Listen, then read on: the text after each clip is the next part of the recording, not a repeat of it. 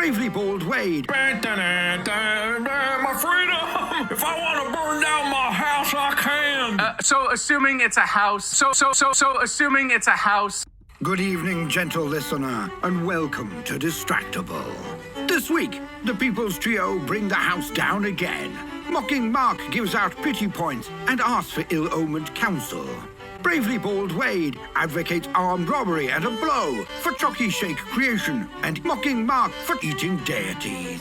Boombastic Bob admits the law is like a weeping angel and proposes cafeteria clown inspections.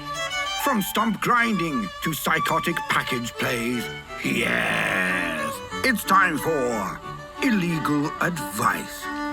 Now sit back and prepare to be distracted and enjoy Mocking Mark the show.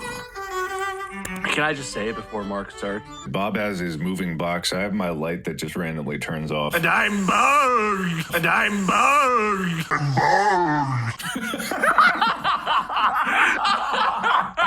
I don't know why I did that. I don't think this is very. My freedom! If I want to burn down my house, I can. So assuming it's a house. I can. So assuming it's a house. I can. So assuming it's a house. I can. I think it's. Nope, that's actually. What about illegal advice? I could offer illegal advice. I'm pretty sure that's illegal. I could offer illegal advice. Sure that's illegal. But I could do that. So can we offer any type of advice? There's a class for illegal advice. I'm just gonna go. And then we. Mocking Mark. And then we. Mocking Mark. And then we. Mocking Mark. And actually, if you really think about it, it's the. Mocking Mark. Bravely bold Wade advocates armed robbery. On how to rectify this situation. Well, first I'd cut off a section of my own fingers one at a time until I started liking apple pie, because apple pie is delicious and you should punish yourself for not liking it. Okay, don't die on that hill. You're outnumbered here, buddy. Once you start liking apple pie, you got the vanilla milkshake eventually? Yeah. Okay. What you do is you go to any big store and you buy a hairdryer. Then you go over to a convenience store and you rob them of all their chocolate bars. You get in your car, you blow dry the chocolate to melt it into the vanilla, stir it up with your straw, and you make it a chocolate milkshake. And then, once it's chocolatey enough, you go back to the place that gave you the vanilla milkshake and you throw it in the guy's face that gave you vanilla. And you say, "Change it! I ordered chocolate!" My freedom! If I want to burn down my chocolate, I can. Does unethical mean something else than what I thought it meant? He asked me what to do. I gave him advice, man. Is there an additional definition to that word that I'm just unaware of? Is this a boombastic situation all over again where Wade knows something that I don't? I feel like there's a wide dearth of interpretations to take from this episode. I won't lay down judgment just yet. Bob, you just go with whatever you were thinking. What are you hanging out here for? Why don't you guys go and hang out at the best website in the world, most fine and pristine one? YouTube? No. Oh. That is where they are currently at. They need to go to buymehumor.com /no humor is good humor.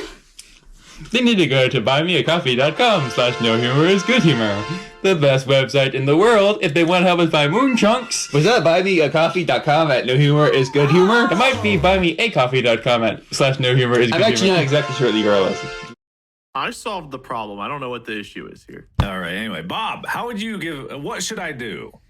So you've just got your order. You're sitting in the mobile, whatever, the spot where you wait, where they bring you the wrong food because that shit never works quite right. You always get the wrong something, or they don't give you the sauce for your nuggets or whatever. It's always disappointing when you get delegated to those spots. What you do is you move to a normal parking spot so you're not inconveniencing the next people who are going to have to use that spot. Go to the trunk of your car and you get out the Ronald McDonald costume and clown makeup that you keep tucked around the side of the spare tire in the well of the trunk of your car, and you get fully made up as Ronald McDonald. The face makeup, you did the whole thing, you got the wig, all of the stuff, and then you just march confidently into the store, and you walk up, you cut in front of anyone who might be in line, you walk up to the store cashier, and you say, "I need to speak with the store manager. This is a store cloud inspection." And then when they get the manager and the manager comes up and they're like, "No, I know Dave, he's the regional store manager. And you say, "Whose clown name is on this clown restaurant? Mocking Mark. Is it Bravely bold Wade. inspection?" And you force your way back into the kitchen and you find the meekest looking teenager who's working there so that you know that they'll listen to you. And you single them out and you go, "You! Show me how you make chocolate milkshakes!" And they go, we're out of chocolate actually right now." And you say, "Well, then you better make some more! Ronald wants a Chucky shake!" And you scream at them until they make a new batch of chocolate milkshakes. You go through all this, and once they do it, you're not trying to ruin this one individual employee's day, so they do it, and you're like, "Good job!" And you give them like a store name tag or something, whatever they do at McDonald's, and then you just form out with your big clown shoes. Go back to the trunk of your car, wipe the makeup off, put your regular clothes back on, go back inside and order your chocolate shake, because now they have a whole batch of chocolate shakes, and you get what you want. They got a little reality check from the store clown himself, and nobody gets hurt. Sir, this is a Wendy's.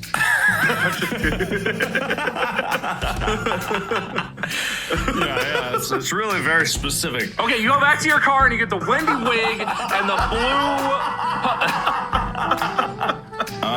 I think based on, the unethicalness, I'm not really gonna question too much. I will say that Wade is wrong about apple pie. It's very rare that an apple pie is good, and most of the time you cannot go wrong with a pumpkin pie, and I actually really enjoy the new, it's got pumpkin and some kind of cream cheese frosting or some kind of frosting in there, and it's just delicious, and I wanted it so badly, and I didn't get it. The clown voice reminded me of that door sketch video. Yeah, that's what it was inspired in the chocolate bars with the hairdryer. Movies, the pivotal scene in that movie, because this is just such a relatable thing. I've almost had to use this solution before. So this person is in my yard. I paid them. I hired them. I scheduled this, and I'm upset about it, and they're grinding my stump that I wanted removed. I did not schedule this.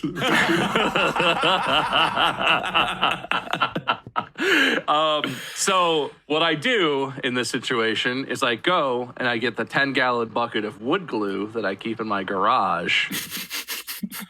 And I get a little some gloves, maybe an apron. Just it's gonna be messy. And I go park up in a little stool next to them where they're chipping away at the stump, and wherever those little chips are being fired out, because usually when you're chipping something, it makes a pile of wood chips, right?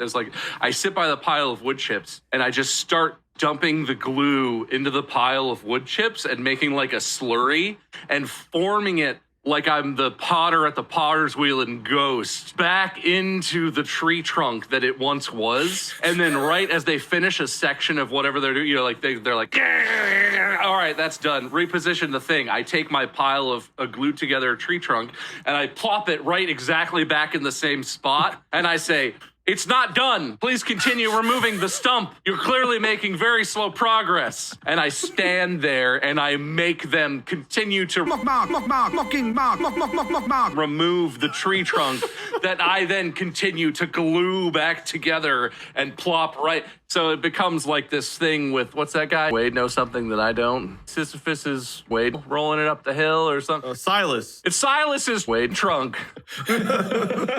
Silas's Bravely bold Wade. trunk of flagellation. It's the Bravely bold Wade. trunk of Theseus, if you think about it, because if you rebuild it, is it still the same trunk? But what you really do is as he's behind, because he's got ear protection, he can't hear you, and he's so concentrated on his job. So you're doing this while he's not looking. So when he finally finishes down to the last nubbins, and he goes, woo, and he turns around, and there's another tree trunk right behind him. He goes, whoa, wait a minute.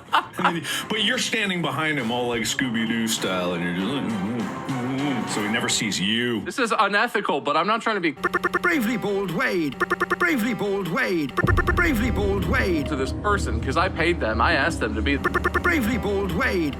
Bravely bold Wade. So I'm paying him for the overtime too. This is, Bravely bold Wade. you know, he's earning money. This is still fair. Fair is fair. I just making, you know, I'm gaslighting him a little bit with the regenerative tree that he's trying to remove that he's losing the battle against. All right, that's very good. The good start, good start. Oh, Bravely bold Wade. Bravely bold Wade. Bravely bold Wade. Bravely bold Wade. Bravely bold Wade. but you handle this. All right, so I'd buy some property that has like those big sequoia trees. And I would have a get-together where I invite him, his family, friends, whatever over. I have some security cameras set up, and we have like a lunch, some barbecue or something. Everyone eats, has a good time. Fast forward. I hollow out one of these sequoias. I get mannequin replicas made of this guy's family, and I fill them with pig's blood.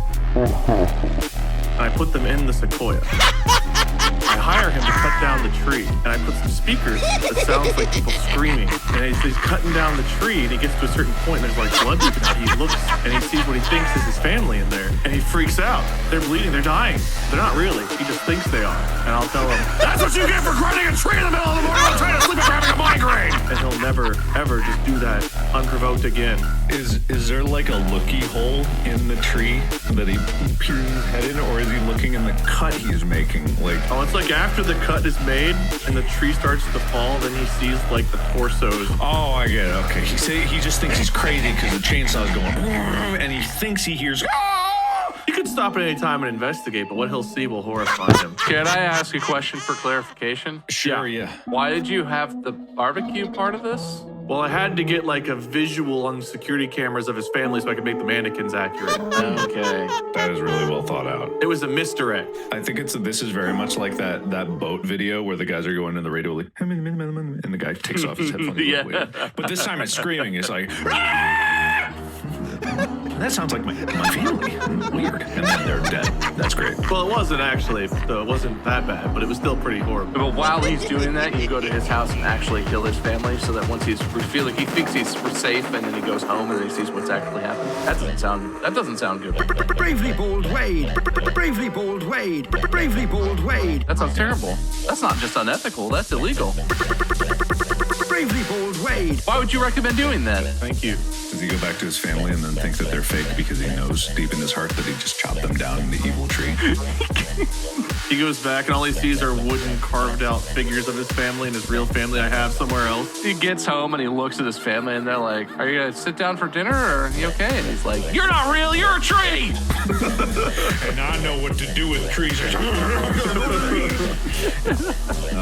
Wade, I would give you the point on this one. I know. I would. I know. But it is an expensive solution. It takes a lot to get this done. Property with sequoias is a lot of acreage to even get one of those. That's far away, too. It's also very far away, and you would never live in California. So I don't know how this. I live in Oregon. There's sequoias in Oh, Oregon. yeah, that's true. But he would never leave Cincinnati, so I think it's impractical in that regards. It's not like a typical thing where I'd be like, this is a very unethical and interesting solution, and it does lead, like, there could be a whole movie about this, but it's also just like, it's not a quick turnaround, and it's very expensive to buy that. Oh no, it's the long game. I didn't know we had monetary restrictions here. I thought we were filthy rich. Well, I'm okay with like long game things, but really the reason that Bob is going to get the point more is I loved, and I don't know why, I loved the visual of a 10-gallon bucket of wood glue in your garage. Just brace yourself Mocking Mark. for whenever, I decide to get revenge for that horrible decision. I feel like I gave plenty of justification on why it was troublesome. I didn't feel like the problem was. So did the guy grinding a stump this morning. I feel like you're also like hinging on a lot of this guy's bad eyesight and an inability to determine what is real and what is fake. Please like. This is true. Please comment.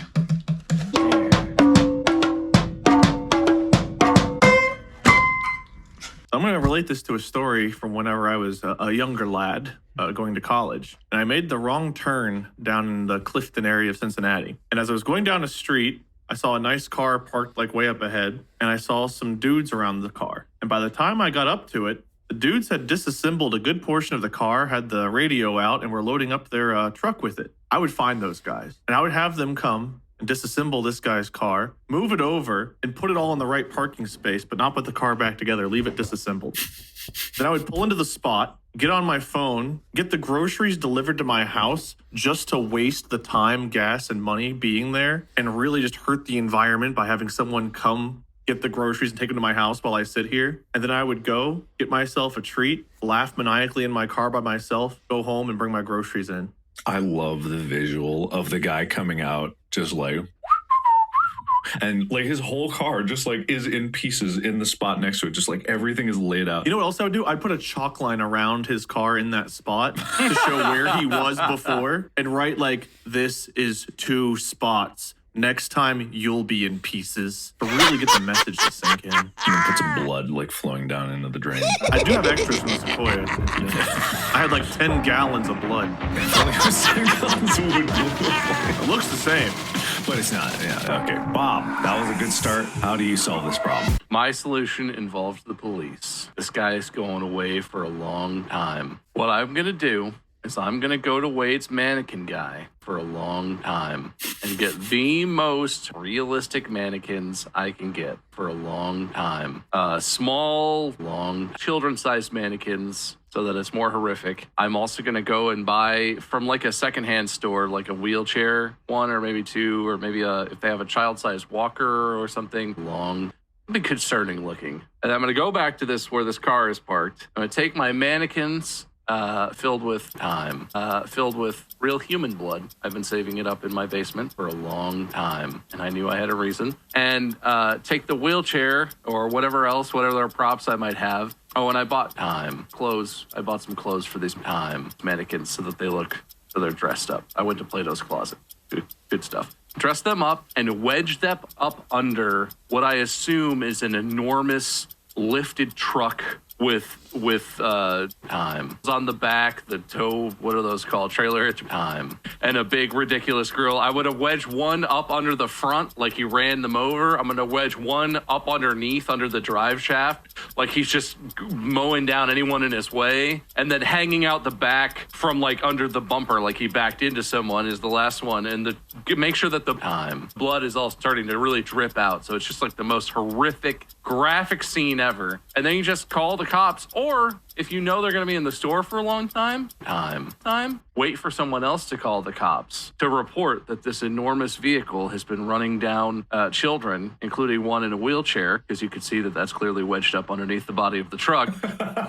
And then the cops show up and they're just confused. Like, they're going to look and be like, wait, are these mannequins? Hey, what the hell? He's not actually going to like get in trouble because he didn't actually kill anyone. But this is going to cause him such time. Mannequins? Hey, what the hell? He's not actually going to like get in trouble because he didn't actually kill anyone. But this is going to cause him such a headache. Like, there's going to be real human blood mixed in with these mannequins, which the cops are going to be able to discern. And they're going to be like, well, why is that real blood? And they're going to test. And it's not going to be his blood. And they're going to be like, well, where did you get like 30 gallons of blood? And they're going to tear his life apart. And everyone's going to think he's some sort of weird basement murderer. Everyone's going to be afraid to walk down the same side of the street as him. He's going to have to move because his neighbors are going to see CSI tearing his house apart and his weird blood-covered truck and all this time. So he didn't do anything wrong, and he's not going to ultimately go to jail. But this is going to absolutely tear this man's life into pieces.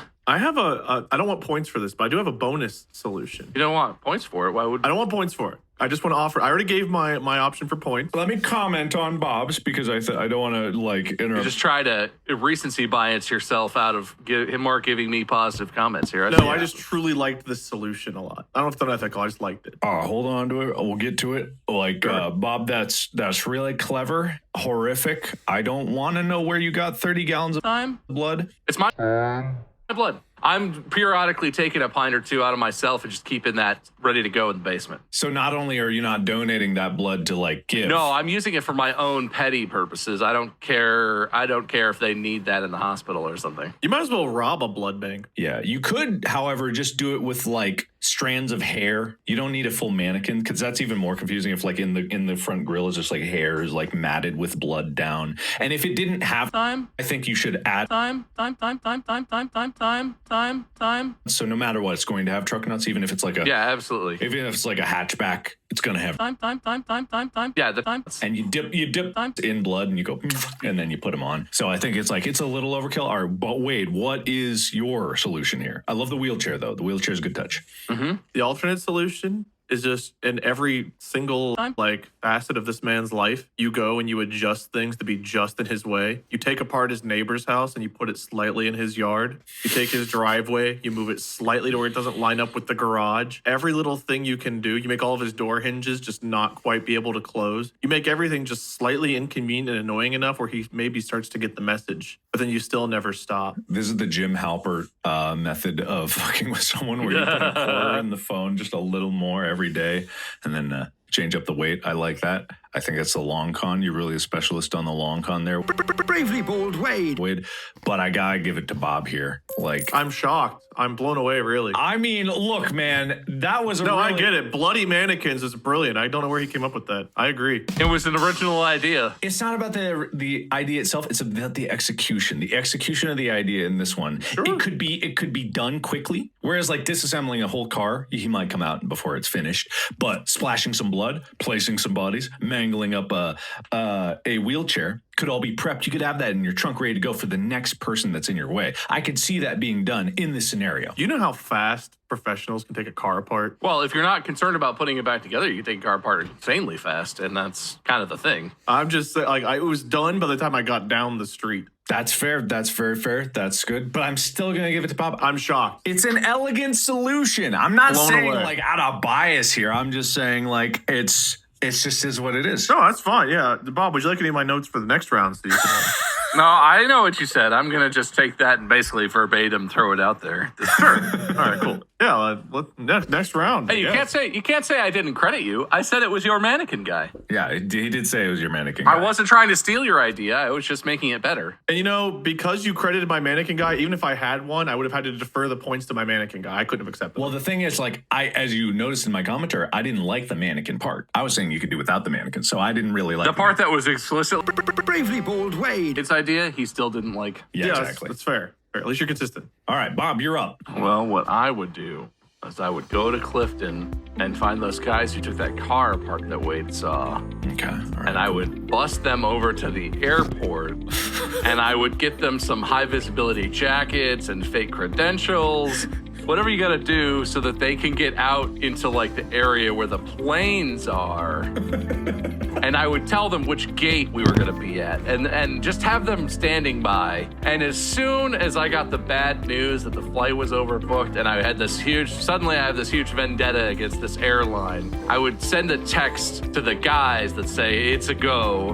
And they would know that means I want them to disassemble the plane at my gate as expeditiously as possible. And I would put a chalk outline around the plane too.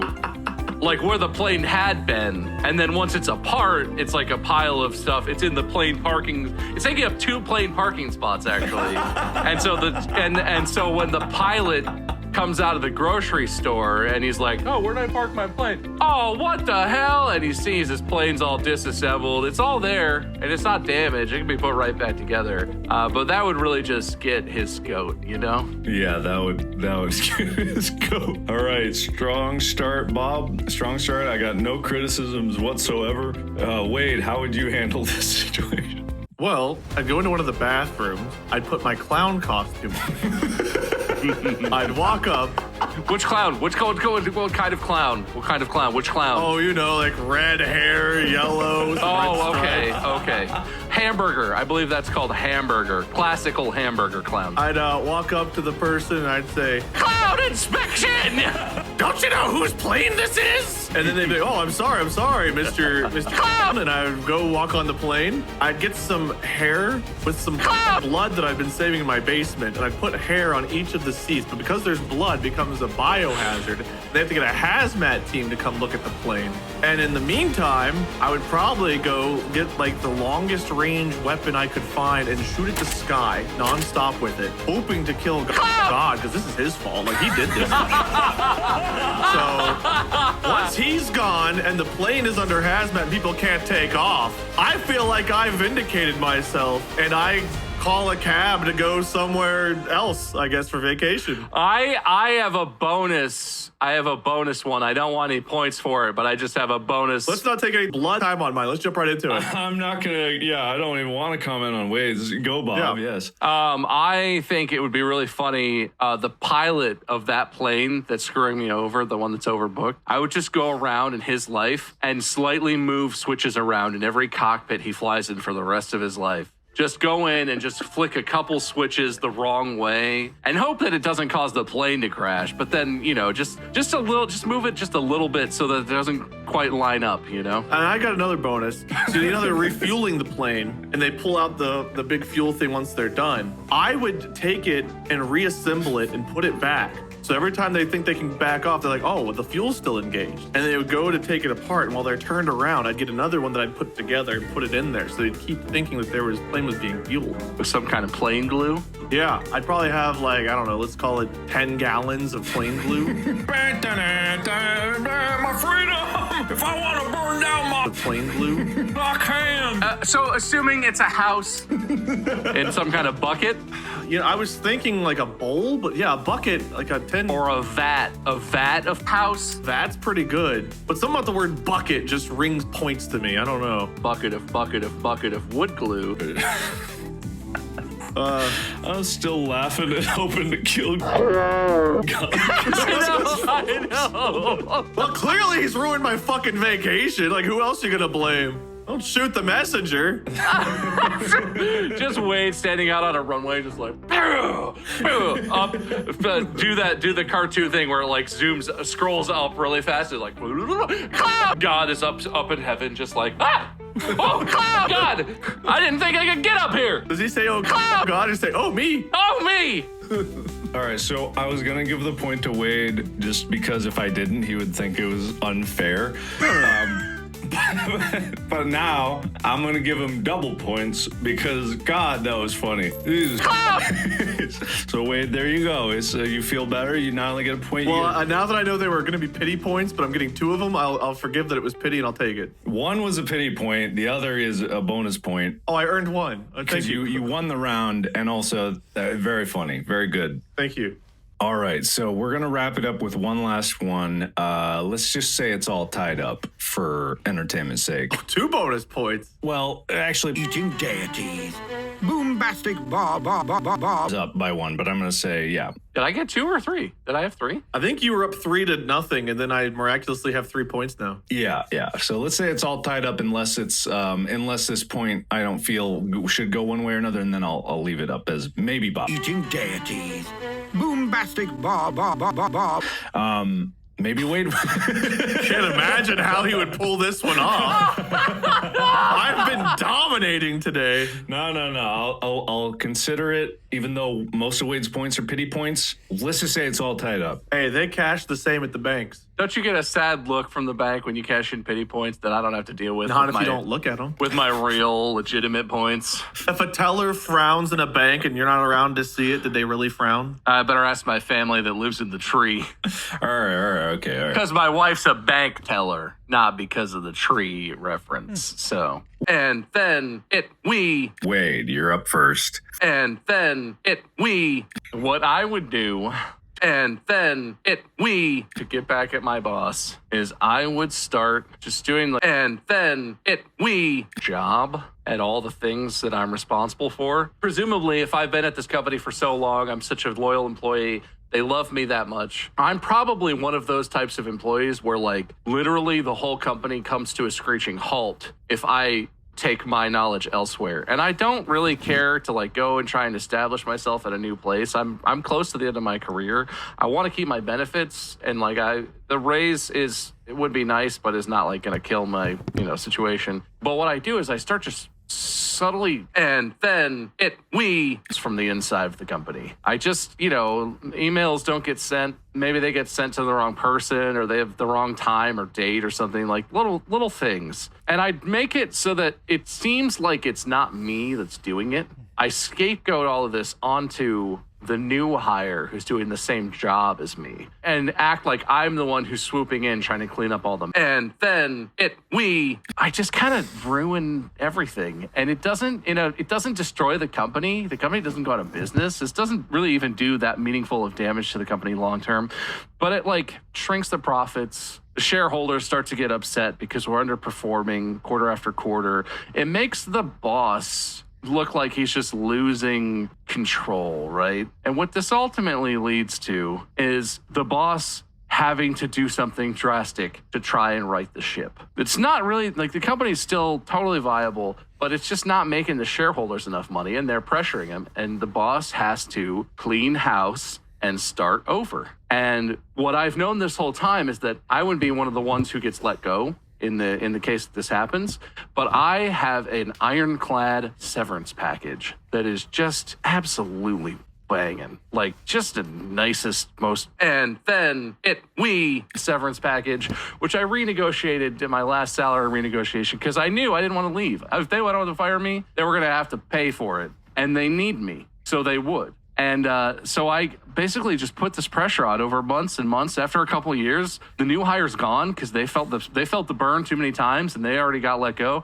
The boss goes to clean house, fires me first, and it's tragic. All the employees in the company turn on this boss because they love me, because I hold everything together. And the boss is firing one of the core members of staff, firing one of the people that is the heart of the organization. Everyone hates this boss now. They keep their job. They want to keep their salary. They just bought a second vacation home. They can't afford to lose this job right now, but they're hated, absolutely hated. Every day, mean notes get left on the windshield of their car. Every new person they fire to try and cut costs and right the ship, more mean notes. People start keying the boss's car. Someone takes a huge, and then right on the hood. All of this pressure, this boss develops such a huge complex about being hated that they start to become conspiratorial. They think that the world is against them. They think that everyone hates them.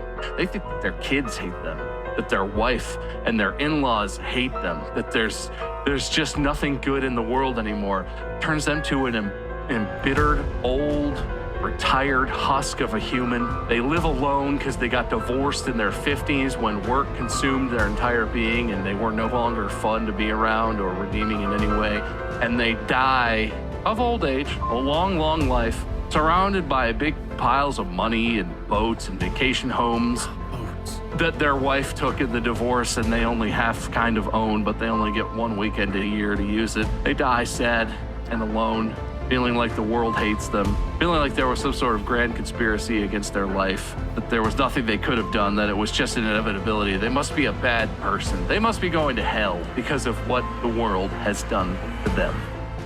And then God's dead, so that makes sense.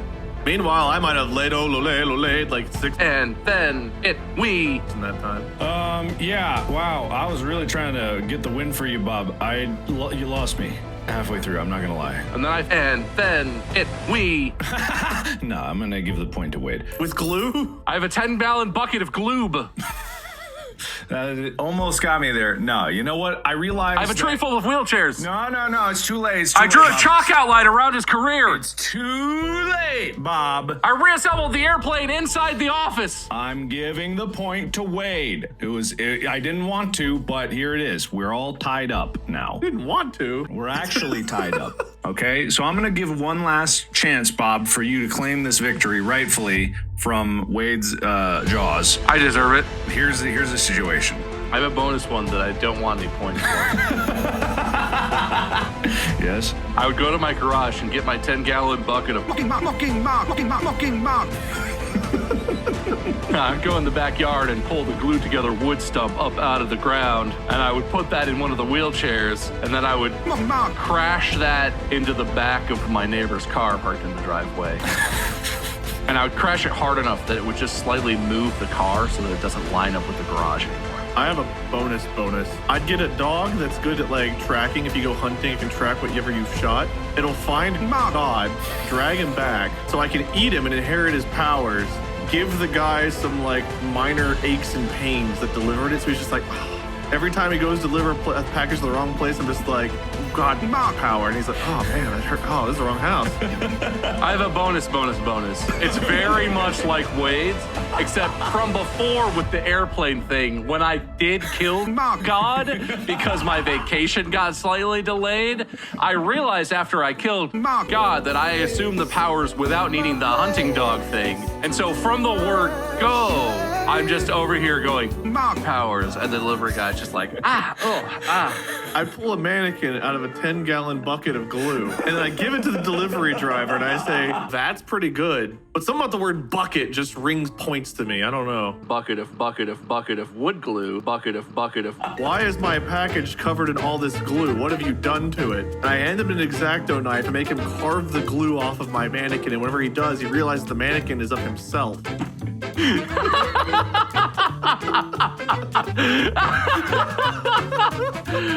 Mark, you okay? Do you need a 10-gallon bucket of chocolate milkshake? This is the dumbest shit we've ever done. Is this our arc on Distractible of just stealing each other's shit?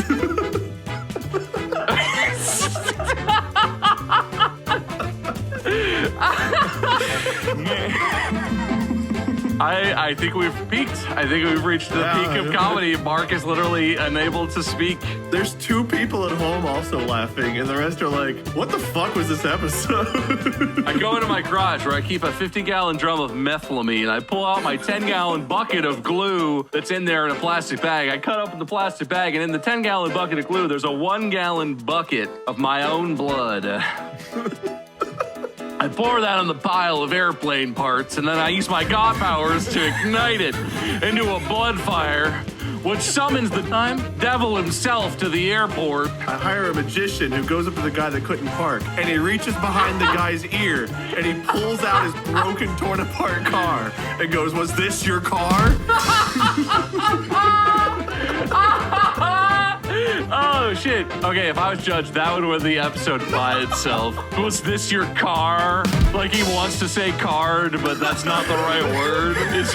Sir, please tell me, is this your car?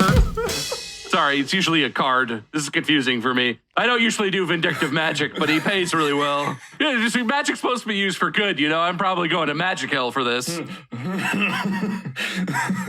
guys back to the magic castle are they're gonna never let me live this down. You all right, Mark? Oh, God, I'm going to throw up. You need a 10-gallon bucket of antacid?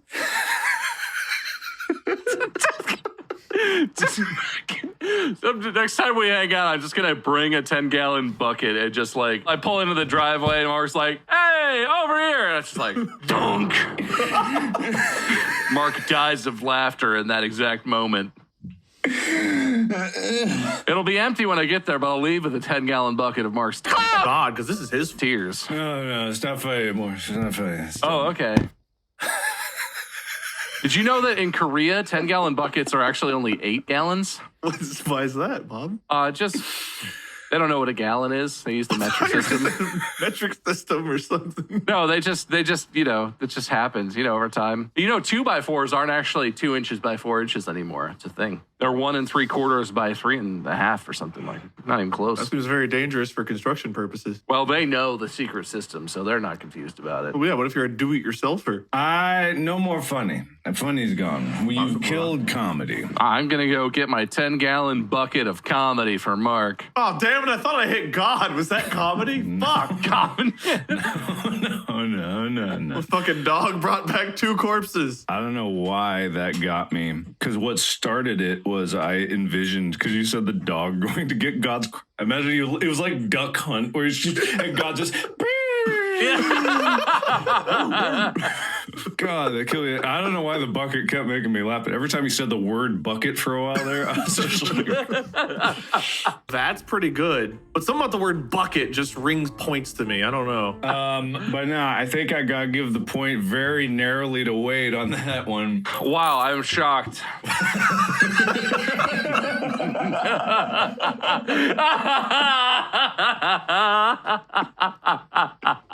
I genuinely am. I don't know if I feel good or bad. That might be the biggest laugh I've ever gotten out of both of you at the same time.